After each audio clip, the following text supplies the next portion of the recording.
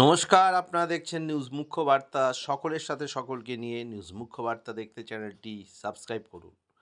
যুগাচার্য শ্রীমৎ স্বামী পরমানন্দজি মহারাজের 130তম শুভ জন্মজয়ন্তী উপলক্ষে দশম প্রণব রথযাত্রা অনুষ্ঠিত হল দক্ষিণ 24 পরগনা জেলার ডোলাহাট থানার রবীন্দ্র গ্রাম পঞ্চায়েত এলাকায়। ভারত সেবাশ্রম সংঘের গ্রামীণ সেবা কেন্দ্র মন্মথপুর প্রণব মন্দিরের পরিচালনায় এই রথ প্রদক্ষিণ করে আশপাশের বিভিন্ন গ্রামে।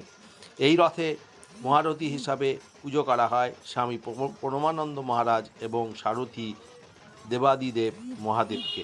সুসজ্জিত এই বর্ণাঢ্য রথযাত্রার শিশুদের ব্রতচারী, ক্যারাটে বাহিনী, মহিলা ঢাকি,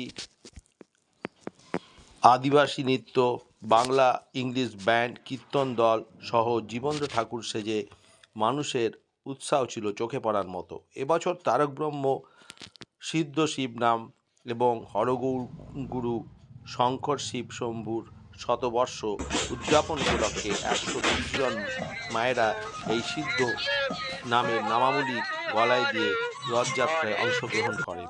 এই রথযাত্রা উৎসাহিত ভক্ত শিষ্যদের সাথে পথের দুপাশে অসংখ্য মানুষের ভিড় করে এবং রথের দড়ি স্পর্শ করে। রথ পরিক্রমা শুরু হয় মন্মথপুর হিন্দু মিলন মন্দির থেকে, পরে বাসতলা বাজার, মনসা মন্দির, মন্মথপুর পরমানন্দ বিদ্যা মন্দির থেকে মন্মথপুর প্রণব মন্দির, প্রায় 5 কিলোমিটার ধরে এই পরিক্রমা চলে। ব্যুরো রিপোর্ট, নিউজ মুখ্য বার্তা।